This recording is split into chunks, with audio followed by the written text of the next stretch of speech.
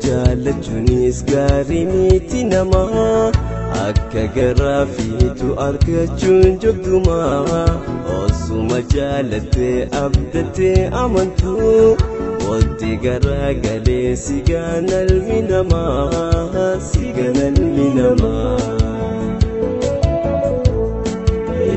jaalachuunis gaarii miti namaa akka garaafiitu argachuun jogdumaa osuma jaalattee abdattee amantuu wanti garaagalee sigaan almi namaa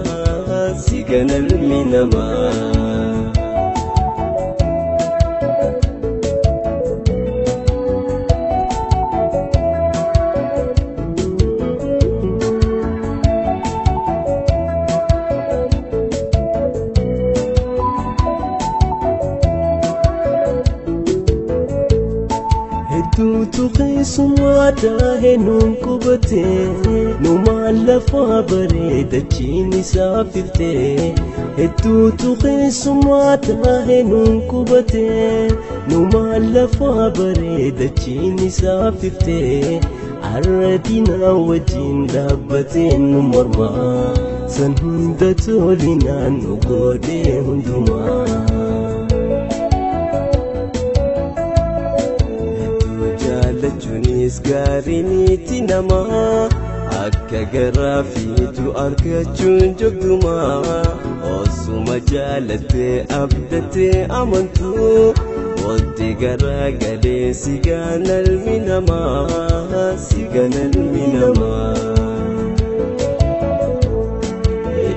jaalachuunis gaarii miti namaa akka garaafiitu argachuun jogdumaa osuma jaalattee abdattee amantuu wanti garaagalee sigaan almi namaa.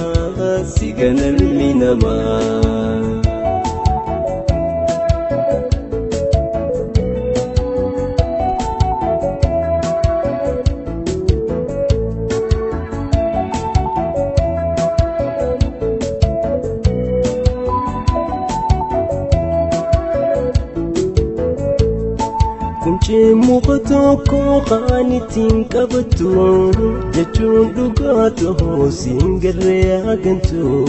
Kunchee muka tokko kan ittiin qabatu jechuun dhugaa ta'uu siin garree hagantu. Kan dhugaatee dhoysuuf ilma siif hafu halkan miti guyyaa seena osoo ifuu.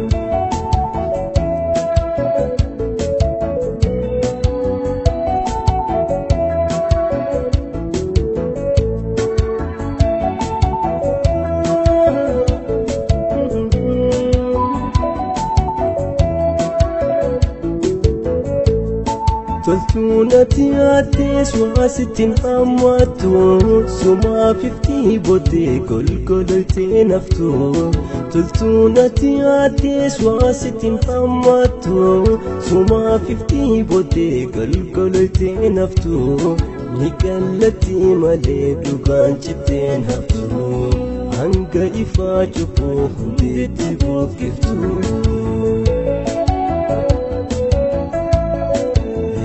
Jaalachuunis gaarii miti namaa akka garaafiitu argachuun jogdumaa osuma jaalattee abdattee amantuu wanti garaagalee sigaan almi namaa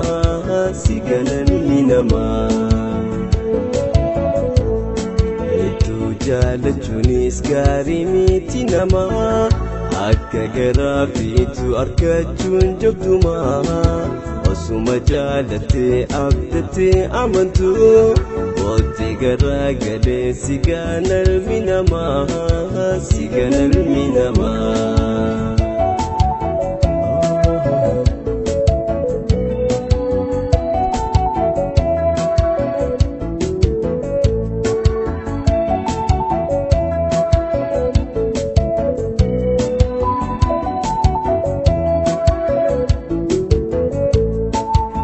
nutu keessumaa daaheenuun qubate numaan lafa bareedachiin isaa fiftee kuncee muka tokko kan ittiin qabattu jechuun dhugaa ta'uu siin garree agantu arradina wajjin dhaabbateen nu mormaa halkan miti guyyaa seena osoo ifu